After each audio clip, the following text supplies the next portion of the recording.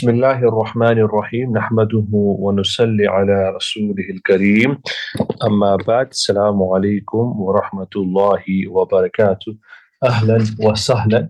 Welcome to our lesson. In the previous video, it would be very important and useful to have had sight of the previous lesson or previous video, just to help you understand today's topic. But if you haven't, don't worry about it. Inshallah ta'ala, I will try my utmost best to help you and to make sense of this, inshallah ta'ala. Okay, so what is our topic today and what are we covering in today's lesson? So I want to look at the discussion on what's called a simile in English. We'll use the word simile. It's a nice word, nice simple word to help us understand. In Arabic, we call this word Isti'arah. Okay, the word is Isti'arah in Arabic, and that's the word that is used. Now, Isti'arah is not a separate topic on its own. It's to do with what we talked about in the previous video, to do with haqiqah and majaz. If you remember, when we looked at haqiqah and majaz, we looked at quite a lot of detail. I think we spent 2 lessons between haqiqah and majaz. Now the question here, and this is where isti'arah comes in, is that how do we make the transition from haqiqah to majaz? Or how do we go back to majaz, from majaz to haqiqah? What is the mechanism through which we are able to do that? And that's why isti'arah comes in here. So the author, it makes sense that he will bring isti'arah here, because you will see in this video, in this lesson, inshallah ta'ala, why isti'arah is important. So isti'arah is basically the connection between haqiqah and majaz, or majaz and haqiqah. In other words, when can a word legitimately change from its literal meaning to a figurative expression, or from a figurative expression to a literal meaning? What is the mechanism? This is what isti'arah allows us to do. And we will do this now before we move into the next topic in the next video, inshallah ta'ala. And so what the book does, if we are following usul al-Shashi, not necessarily, but I'll mention it here, is that he says that there are 2 ways in which isti'arah is permitted. I'm just going to mention them here, and then what we'll do is we will go through them in with examples, just to make it really easy for you, inshallah ta'ala. One is that the haqiqah and the intended meaning are connected by what's called an illah. Okay, and the second one is where the other is when the haqiqah connects to the intended meaning by sabab. Now, before we go into this, I'm aware that some students will struggle if I just start going into examples. So let me just give you some examples to understand this through some concrete examples, rather than keeping it too theoretical. So, and you must forgive me for my poor drawing skills, but I'll give you an idea. Right, say for example, there's a well.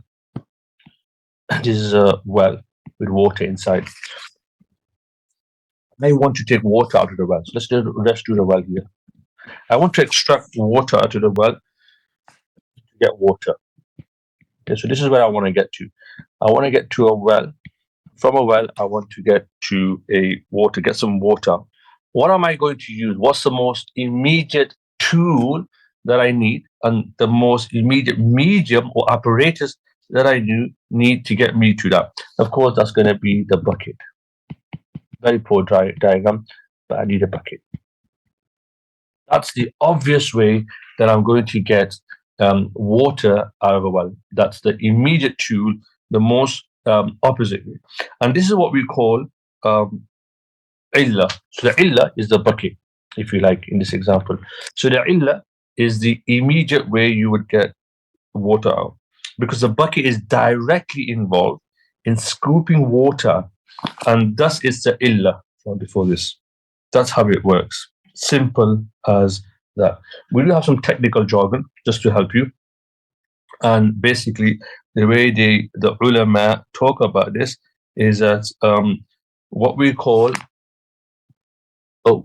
That shouldn't have happened. Let me go back to our method. So the illa is an immediate medium and apparatus by which something is achieved. In this case, it's the bucket. And water is extracted from a well using a bucket. So the bucket is directly involved in scooping out the water, and thus is an illa for how the outcome of extracting the water is achieved. And the outcome is a hukam, if you like. That's the outcome. Okay. And the illa, and when considered to illa, we call it ma'lul. So we call it ma'lul. Okay, so illa and ma'lul. What is a direct way I achieve what I need to achieve? I'm just giving this as an example. So I've just given an example of illa. The sabab is basically you achieve the outcome, but what is the indirect way you can get it? So for example, to give you an example of the sabab, so let me just label it here. I might use a rope. Okay, so it's the way in which the illa allows us to achieve that goal. So I might use a rope.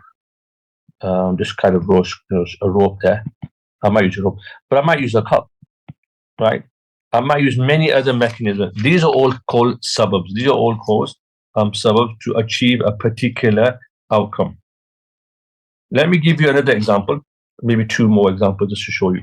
So another way of thinking about illa is, for example, I need to get from A to B. Okay. What is the direct way of getting from A to B? That's walking. That would be called the illah. That's the most obvious, immediate way of getting from A to B. But what will allow me to go along that way? Will be a footpath, a path. That's called a sabab.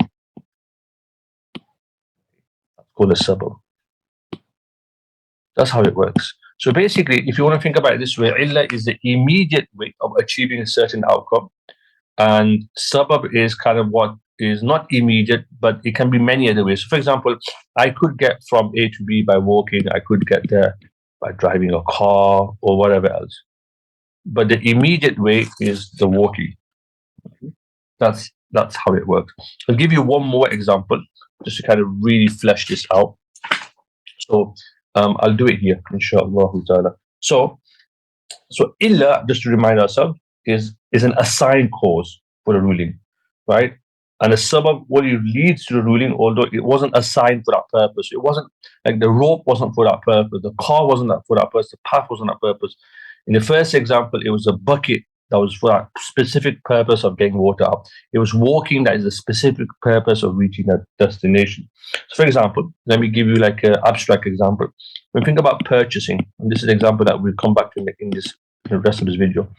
When you think about purchasing, what is the purpose of purchasing? Ownership. So purchasing is the illah of ownership. Right? Why do you purchase something? To gain ownership over it. Okay. When you have ownership of it, how do you get ownership? You purchase something. You think about both of them. Okay. But you might purchase something and you might get other things out of it. Like if you were to purchase a slave, female slave, just to use an example, you might get sexual rights. But that's not the reason you purchase a slave. The main reason, these are incidental. The main reason is ownership. That's the illah, and that's called a sabab. What caused you to get sexual rights is purchasing. What is the purpose of purchasing ownership? What does ownership lead? What is the cause? What leads to purchasing? So you can see that in this one, in the illah, you have a back and forth. In this one, it only works that way, right? If you think about it that way. It indirectly, in terms of the sabab, it indirectly leads to sexual rights.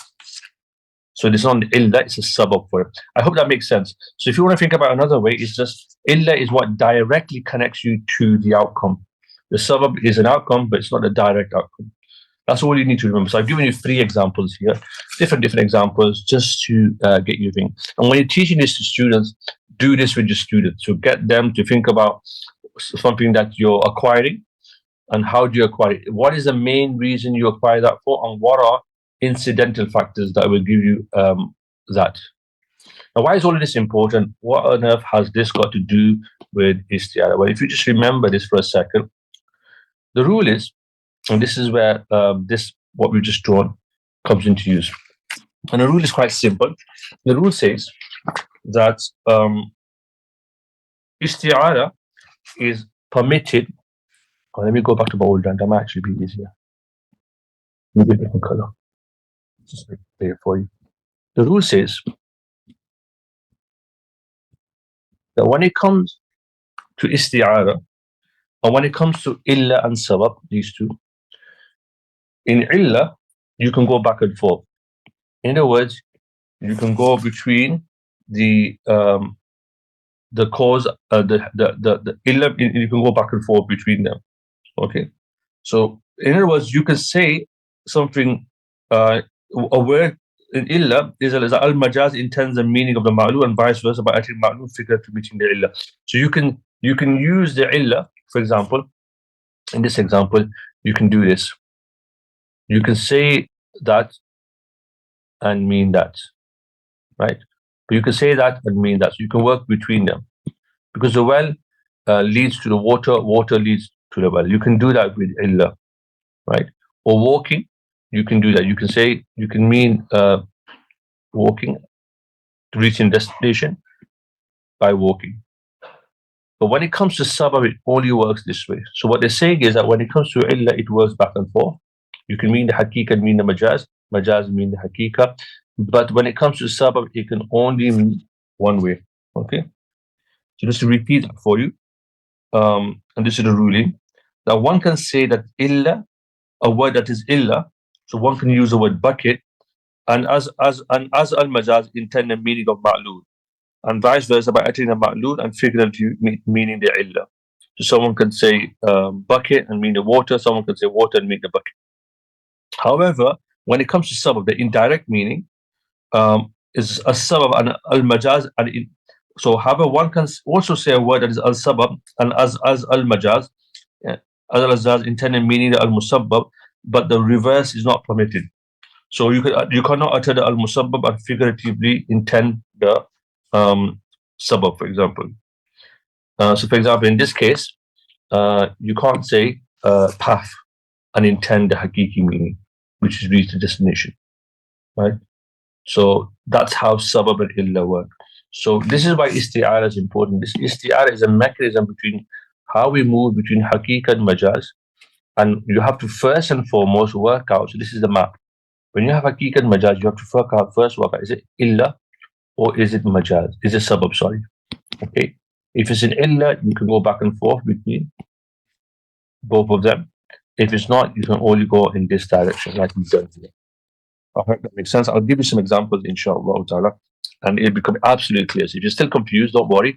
You can ask me questions at the end, but we'll also go through some examples. This is just the theory.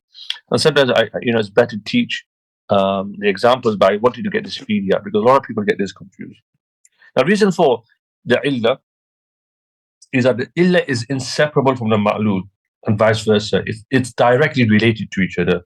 Right? For example, in this case, the bucket will directly scoop up the water, and the walking will directly enable you to reach your destination. And because there's this direct and immediate connection between them, that's why when it comes to illa, they're both interchangeable. But when you think about a rope, right, which is indirect, the rope will enable you to scoop water off from the well, and the path, in example, using the right path or using the right path, will allow you to reach your destination. But neither of these, the rope or nor the pathway or the car, for example, are directly responsible for the outcome. In each case, they're not directly responsible. You could have taken a different way. You could have walked a different path, a different type of path. You could have driven a car. You could have gone on a plane. In the bucket example, you could have used a rope, but you could have gone into a well and take it out with your own bare hands, right? So this is a figurative meaning. So you can only be used due to this indirect connection. The source and effect can figuratively mean the outcome, because the illa must have been present to reach the outcome. So illa is direct. Okay. So when it comes to illa, it can work both ways because there's a direct connection. When it comes to sabab, it can only work in one direction. Okay, it can only reach. It's not necessary. That's what I was always saying here. All right. Now, this after all of this, going through these discussions, let's go through some case examples. Let's look at some examples just to really help us. Inshallah, I'm happy to take some questions. I'm hoping that these examples, inshallah ta'ala, all will be made clear for you. Let's look at some examples. And sometimes these examples for all students, because there's a lot going on in the examples sometimes, and students get confused. But let's just take it nice and easy and think about it as we go through. So, so we've talked about isti'arah. We've talked about the rulings. So first of all, you have to ask yourself, when you do haqiq and majaz, I need to do isti'arah. Once I do isti'arah, okay, is it a sabab, indirect, or is it illa, is it direct? Okay. And so let's go through this. Okay. So we're going to go for examples between illa and ma'lul, and then we're going to do it the other way around. We'll do that first, and then then the second example will be between sabab and musabbab, but you can only do it one direction. So let's look at this in detail. So sometimes drawing this out helps. Okay, so there's two words in Arabic for ownership. Now the word for Arabic, the Arabic word for ownership is al-milk. I'll just do this. So al-milk, ownership. Would help if I can write it properly. Ownership. That's the word for ownership. And the word for purchasing is ashira. This is the word for purchasing. I'm going to use this example. This field. Now, is there a connection? So if someone uses the word milkiya, or someone uses the word shira, can this work? Okay. So the connection between the two words is of illa and ma'lul, because when you purchase something, Shashi doesn't need to do it around, but when you purchase something, you end up owning it. In other words, purchasing is the direct cause, right? Direct cause. Why do you purchase something? Because you want to own it. So because it's a direct cause, we call it an illa. It's not an indirect cause. You purchase something for the explicit reason to own it. Okay. Once you buy something, you literally own that item. Okay. And so because there's a direct relationship between you, between two words, one can be figuratively used to mean the other. Okay, so we've done isti'arah here. So what we've done is, if you think about it, you have two words, or you had one word. Is there haqiq and majaz between them? You ask yourself a question. Then you said, okay, well, I need to work out if it's illa, sabab. It's a direct cause, therefore we call it illa. Okay. So if I say, I own something, it basically means I purchased it. If I say I've purchased something, it basically means I own it, right? So there's a direct cause and we call that illa. That's how haqiq and majaz work. And because of the illa, remember we said before that it works in illa, it works both ways, okay, from both sides. So isti'arah is performed, or permitted rather, from both sides. So we're going to look at some examples and the rulings that might come out from there. So, and you need to just follow these examples, but they're quite straightforward. So he doesn't go into the basic example, which is that if I say I purchased something, of course it means that I own it. If I say I own something, of course it means that I purchased it. Right. So he doesn't go into that example, but he uses a slightly different example. This is what the usulis do. They don't go through the things that are already known. They go through some of the more complex examples just to show you how it really works in reality. So say somebody says, if I own a slave, he is free. If I own a slave, he is free. Okay. Literally says, if in a literal sense, somebody says, if I own a slave, milkiya, so milk is the word that's been stressed here. If I own a slave, he's free, right? Basically, this in our basic example means that he's purchased it, right? It implies, because, like we said, they can work both ways. If he purchases him, then he's free. If he purchases a slave, then he owns that slave. So that's a simple example. But what if we want to take it a step further? So say he buys half the slave. So he buys half slave. He buys half. He buys half a slave. This is, or he buys half an item. Right? Doesn't matter. If he says, if I own a car, then my slave is free. If I own a car, then if I buy a car, then I'm going to do X, Y, or Z, whatever it means. It could be anything, but we're just using this example. So if somebody says, if I own a slave, he is free. Okay. Now what happens? This person goes to the market and he buys half a slave and then he sells it.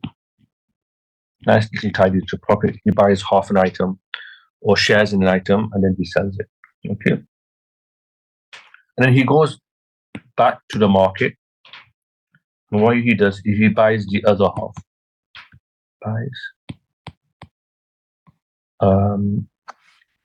The other half. Okay. He buys the other half of the slave. And the question is, will the slave be free? Well, you got to ask yourself, when you say you own something, what do you mean by it? Okay. And that when people say I own something, when people use this word milkiya, they mean they own it entirely. Okay. Clearly, when he bought half the slave, he sold it and then he bought another half. He never owned the entire slave. It doesn't mean a share of it, right? So therefore, slave is not free. Simple. Just really straightforward example. Right? And you can use many examples in your classroom. You might want to say, if I buy a second house, I will divorce my wife, right?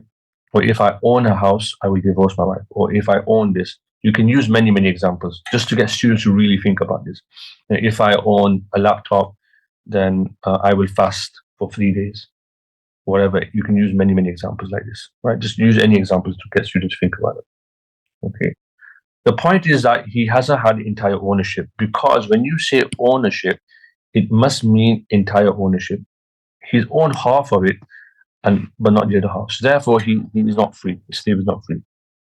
Because the norm is that when someone says ownership, when someone says I own something, the normal understanding of that is entire ownership, right? It doesn't mean that you buy part of it. So if I say, for example, if I own a laptop, I will divorce my wife, and then I own a quarter of a share, right?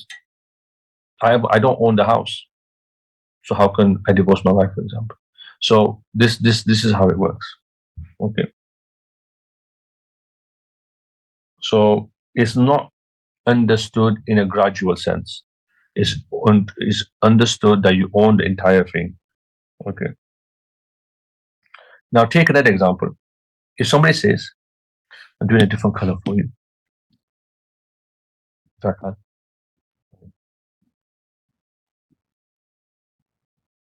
Somebody says, for example, if I purchase, you know what purchase, not own, compare that one. If I purchase a slave, he is free. Now, purchasing is different to ownership in the sense that in ownership is entirely, but in purchasing it can be understood in installments. Okay, that's norm. If you purchase, you can purchase something bit by bit. So, for example, in this example above, if he was to buy only to buy half a slave and then sell a share later on, and later he bought the other half of the slave, this half of the slave would be free, right? Because he's purchased an entire slave. He's purchased a slave. Okay, that is quite normal to purchase something in installments. So then when someone says I purchased something, it's commonly acceptable that it might be just for an initial installment with other installments that might come later on. So when you say, if you bear this in mind, If I purchase a slave, he's free. And this has occurred in installments. So the first half of the share of the slave will not be free because you sold it and you no longer have a right over it. But the second half of the share will be free as you purchase a slave, even though it's in installments. Okay, because when you say a purchase slave, it doesn't mean, when you use the word purchase, it doesn't necessarily mean the entire thing, the entire item. There's a difference between milk and shira. That's what he's saying here. Right? Both of these cases, the ones that we just looked at right now, are talking about it in the concept of haqiqah. Okay, so we haven't done the majaz yet. This is just to give you an insight. This is to do.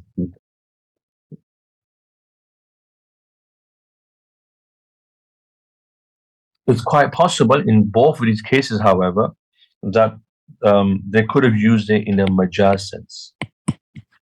They could have used it in a majaz sense by way of isti'arah. So, for example, like we said, if he said, in this case, ownership, he meant purchasing. If he said purchasing, he meant ownership. So, how do we know, right? So, we've established that when you have direct unison, you can use it both ways. So you can possibly use it in the majazi sense because you can use it both ways. So somebody here could argue that if I own a slave, what I meant here was installments, therefore the slave is free. And here, in the same sense, here the purchaser could have used the word purchase, but he meant ownership, and so therefore the slave isn't free. So how do you work this out? So this is when you get into legal discussions. But I think the basic idea you've understood now, which is that milk and shira, owning and purchasing, are directly related to each other. There's an illah between them, and you can use it in both ways. You can use the word literally milk and mean majaz, or you could read a majazi meaning and mean the literal meaning, right? As explained here. Okay, because there's a connection between the two words. So what happens in reality is, because what's going to happen is when this goes to a court of law, for example, the judge is going to have to make a decision. How's he going to know? So what happens is, if you go to a court, for example, the ruling really is that it works. And I don't have time. We don't have time to go into it now. They talk about in books of fiqh, usul al-fiqh. It works against the issuer of the statement, the one who said it. It works against them. That's how you resolve this tension, if you like. So in the case of somebody saying, if I own a slave, he is free. Who said this? The owner, right? And we said that both half of the slaves will not be free. But the verdict will be given that the second half is free. So we'll take it, the second half free, just like if he had said this.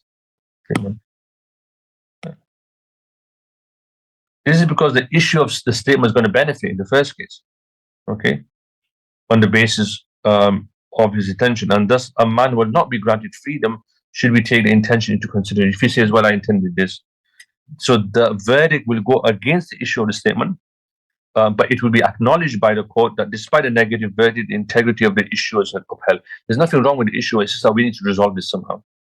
Okay, so the reason why the slave is free is just a matter of integrity, the principles here, not because isti'arah is valid from both sides. Okay, so that's kind of that one done. I hope that's clear, straightforward, inshallah ta'ala. Just got that, keep that. Okay, so let's look at this in more detail, inshallah ta'ala. So we just clarified that in illah, when it's a direct clause, works between both ways, right? Goes in both directions, between haqiqah and majaz and haqiqah. With sabab, we discussed, we haven't done a detailed example yet. When we talked about sabab, we said that you can only go in one direction. Okay, sabab and its consequence. That it's permitted from the cause to the resulting consequence. So you can go from the cause or to the effect, or consequence, whatever you want to call it. You can do that. But within that, you can go in both directions. Okay. not the other way around. So I hope that's clear. So we've done illah, we've looked at an example of illah. Okay, right. So let's look at an example, see how this works. And this will just make it a lot more clear for you, inshaAllah ta'ala. So, 2 words. Okay, let me write sabab and musabbab. This musabbab. Sabab, musabbab. Remember, we can only go in this direction. So, for example, there's 2 words in Arabic that are part of the conversation here. So, tahrir.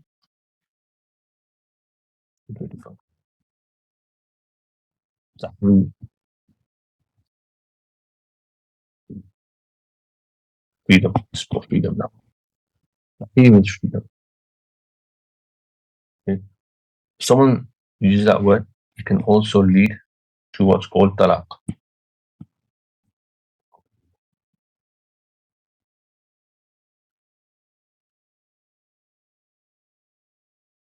Now, the first thing, obviously, what you would do normally is when you have a haqiqi majaz debate, you go through isti'arah, you ask yourself, is it illa or is it sabab?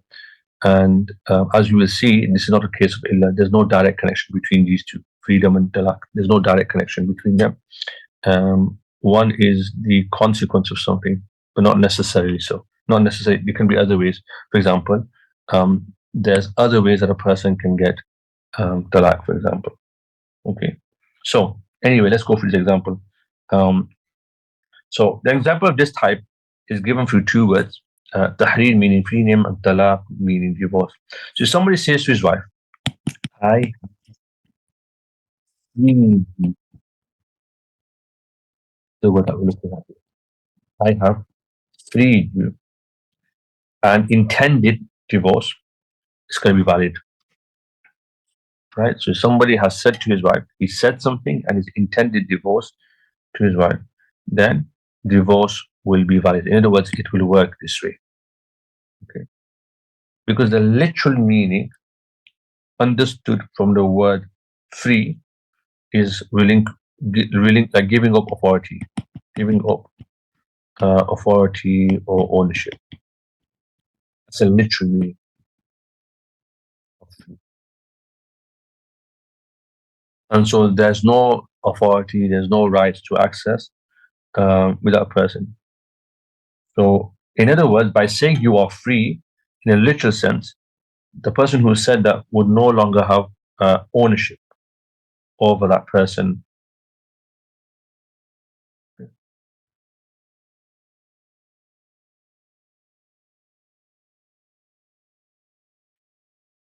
Or if that person was, say, for example, they said it to their slave, I have freed you, then they have no access to that slave.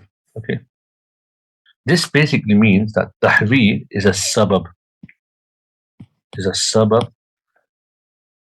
for giving up rights of gratification, what we call zawal milkul mut'a. Okay, so word freedom tahrir is not assigned for this meaning. It's not specifically for talaq. It's not specifically assigned for giving up ownership, and nor is it really understood connected to this meaning. Yeah, it's not understood of giving up sexual access. No, understood that way. But it's a pathway. It's a means. It's a medium, like we said before. It's a pathway, like the car or the rope or something that leads to this particular outcome. Okay. So tahrir is not normally connected to this meaning, but it leads to this meaning like a pathway. So this is like a sabab, not an illah. Okay. So the word free is a sabab, and divorce is a musabbab, like we talked about here.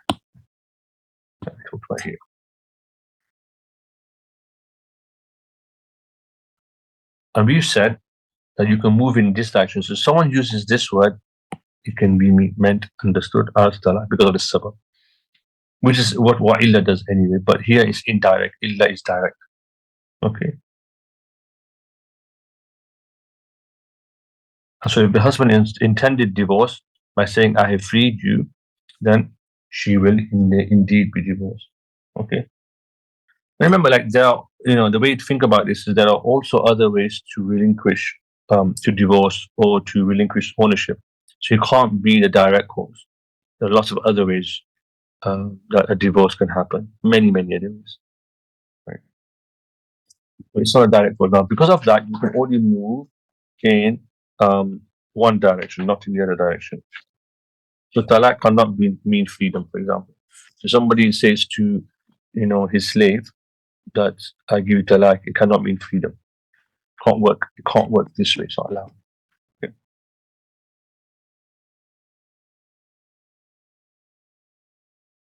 I hope that's clear to everyone, inshallah ta'ala.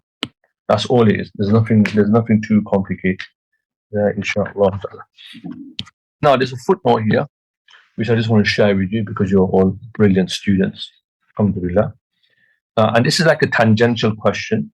It's not really tied to the principle that we're looking at, but the author does, and this is worth just thinking about.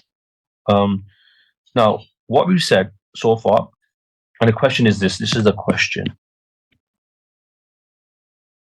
that using the word free figuratively, so the word free, figuratively, can mean divorce.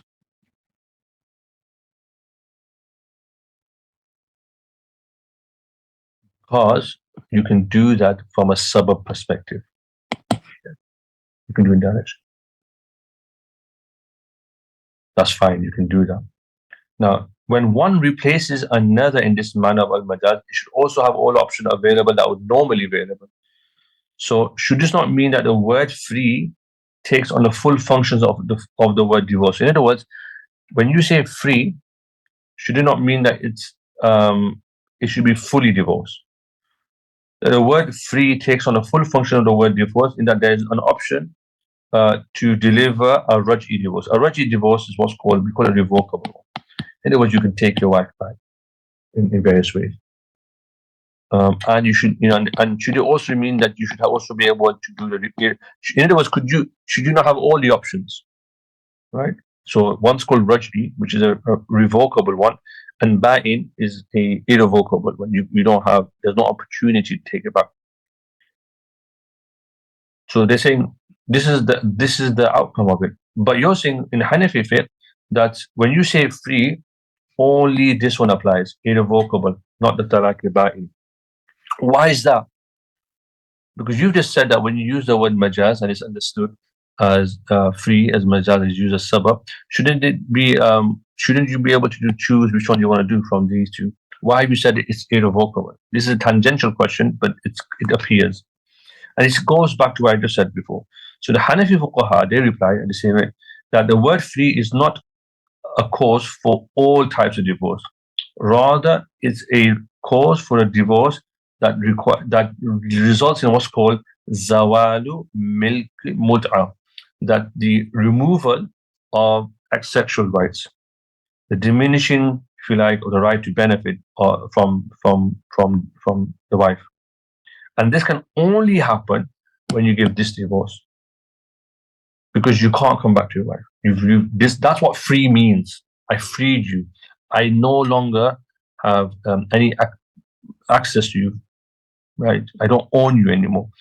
Because if you give a revocable one, if you think about it, you can take her back, right? You can take your wife back.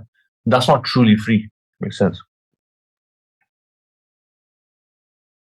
So the word tahrir is majaz for the complete relinquishing of your ownership. If you give a revocable one, for example, you still have to provide for her, you still have to give her food, shelter while she's in her iddah. Irrevocable one, she's no longer your wife at all. Okay. So this is what the author is just dealing with here.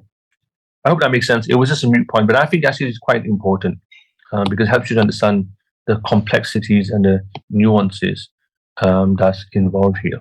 Let's just kind of come to an end, inshallah, very, very soon. So after we dealt with this sort of tangential issue, we come back to isti'arah. Remember, isti'arah is a mechanism through which we do haqiqa and majaz, how we move between them. First of all, you need to establish whether the connection between them is one of sabab, a direct relationship, or one of indirect relationship. So is an illah direct one, then you can move in both directions, or is it a sabab, an indirect cause, which means that you can only move from the sabab to the musabbab.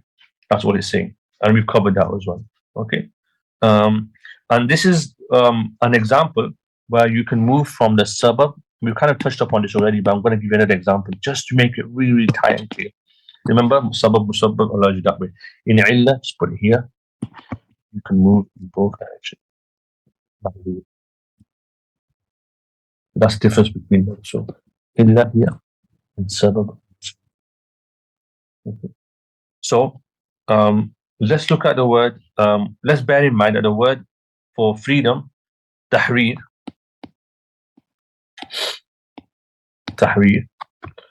is the sabab for talaq. We said it is talaq-e-ba'in. Yeah, talaq-e-ba'in. So this is something that we've already talked about before, and it's this idea of relinquishing ownership. Relinquishing ownership or benefit, if you like. That can only happen in the talaq-e-ba'in. Okay. So, say, for example,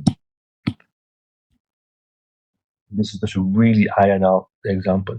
Say, for example, a master says to a slave girl, I divorce. I divorce. The relationship is. And he intends to free her. This is not going to work. Because what's happening is you can't go in that direction. You can't move from divorce to freedom. You see, that's not allowed when we're looking at it from a sabab perspective. So he could literally use a literal word. So haqiqat, you could use a haqiqi word, meaning a majaz. What way? Because of the relationship as is a sabab here, and sabab only works from this direction. Okay. Because sabab can be used to mean the result, but not the other way around. So freedom results in divorce, but not the other way around. Does that make sense? Really simple example, just to show you the difference between illah and man.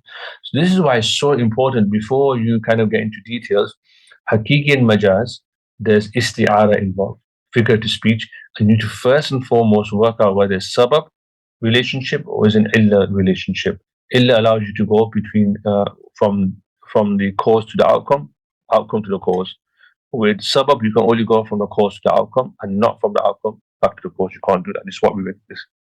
Right? This is how we have explained this. And this also relates to marriage. Let me give you the example of marriage, and this will be in Kitab al-Nikah. We have some time, so I will continue.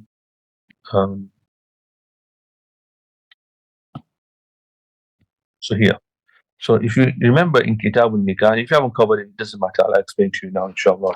So in books of fiqh, they'll talk about words like gifting or ownership. They've used these words. Yeah. Gifting is hiba. So hiba. In ownership is tamlik. So based on what we've just discussed about sabab and illah,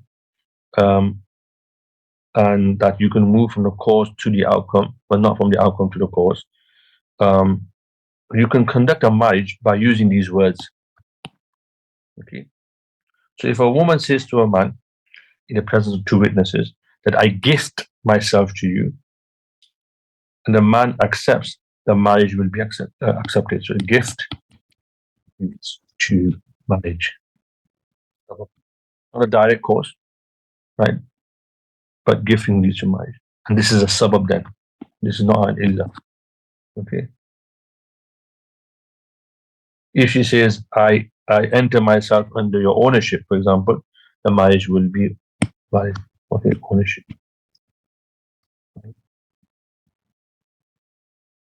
You use a majazi word, but it can be used in a literal sense. So that's valid. That's valid. Because the cause and the outcome.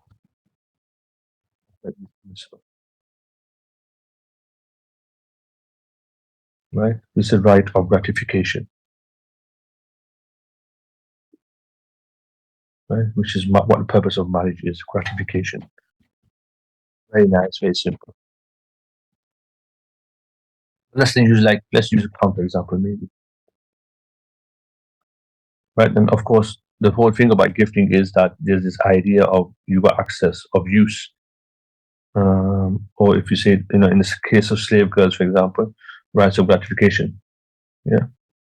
Right of use. Straightforward. You can see how simple it is when you just get into some examples. When you're doing furu masail, when you're looking at masail in books of fiqh, try and think this way. When the books talk about haqiqi and majaz, you should have isti'arah and you should maybe map it out and draw it out and explain to your students how it works in practice.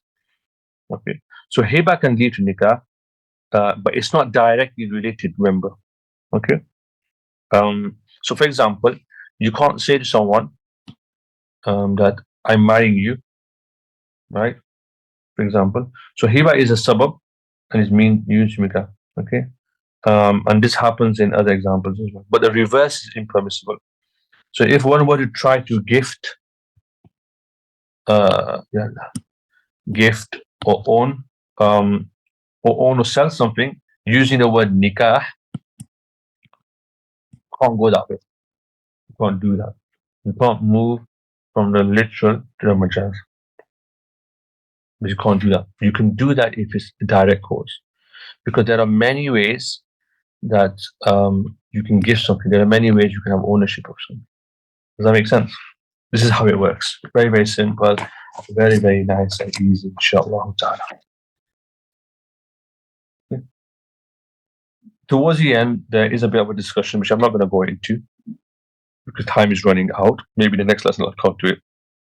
But basically, there's something that we discussed in the previous lessons about these two students of Imam Abu Hanifa, the Sahibain. There's an objection to that. And maybe in the next lesson, I'll cover that, inshallah ta'ala. Because we're running out of time. So I'll cover that example in the next lesson, just before we move on. If anyone has any questions, they can ask.